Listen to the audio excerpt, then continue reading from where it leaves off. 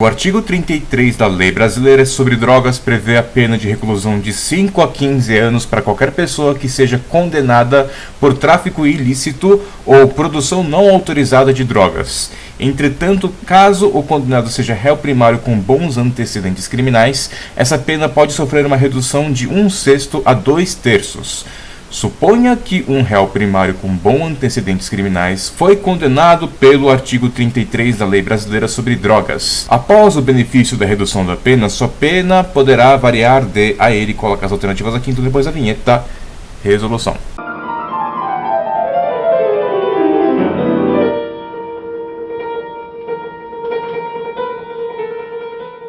Galera, a questão fala de uma pena P, vamos chamar de P. Essa pena é para quem for condenado por tráfico ilícito ou produção não autorizada de drogas, e ela varia de 5 a 15 anos, é o que prevê o artigo 33 da Lei Brasileira. E a questão está pedindo para supor que existe um réu primário, ou seja, o sujeito ele não foi condenado antes. Ele pode ter o benefício de uma redução na pena dele de 1/6 a 2/3. Isso é um fato, tá? Ele é um réu primário, você tem que considerar isso no exercício inteiro. Ele quer saber o quanto a sua pena pode variar, ou seja, ele quer saber o valor do P para ele, já que ele é um réu primário. Então vamos pensar assim, o novo P dele, ele vai ter um mínimo e um máximo, vocês concordam, né? Porque ele é um réu primário, e aí ele vai ter um novo... Por que não é de 5 a 15 direto? Porque exatamente ele é um réu primário. E a menor pena que ele pode ter é quando ele tem a maior redução. O que você precisa estar atento para resolver esse problema é que esses valores aqui são os valores de redução, e a gente tem que fazer o cálculo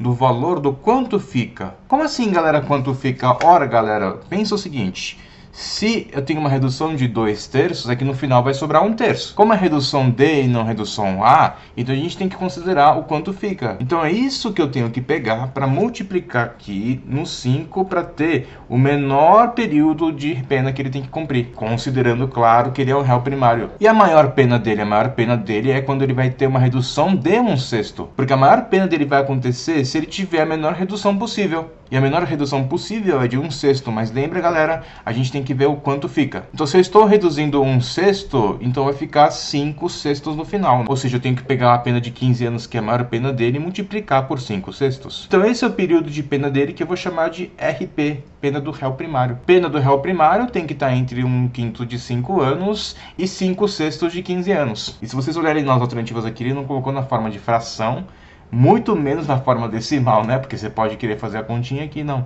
Ele colocou em anos e meses, então a gente tem que calcular aqui o período em anos e meses. Mas vamos pensar o seguinte, galera: 5 anos tem 3 anos, e 1/3 de 3 anos é 1 ano. Ok, aí sobram 2 anos, né? Pra gente dividir por 3, só que 2 anos são 24 meses.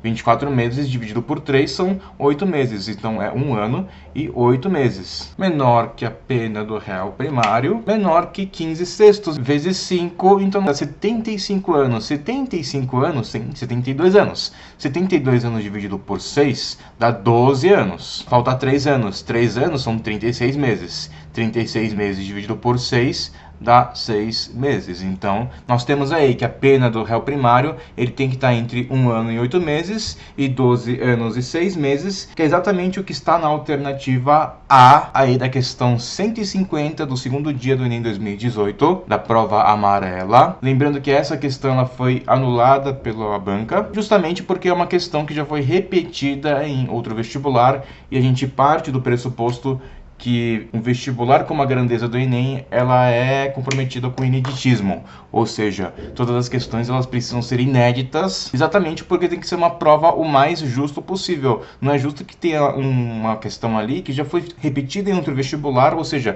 você pode ter candidatos que já viu aquela questão, já estudou aquela questão, e aí você não pode cobrar uma questão que já caiu em outro vestibular dentro de outro vestibular. Então é por isso que essa questão foi anulada.